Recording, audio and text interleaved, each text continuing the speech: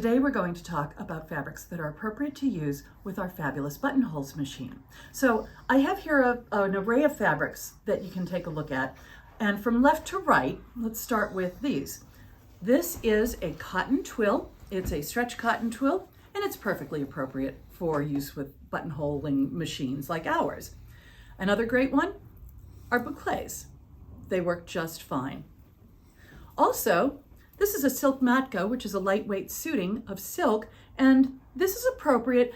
You might want to interface it to give it a little more body because it is a little bit loose.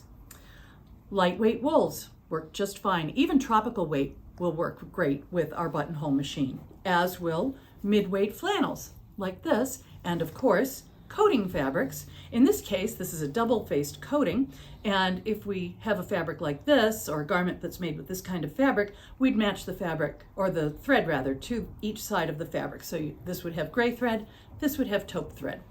And also, things like brocade are perfectly appropriate for use with our buttonhole machine.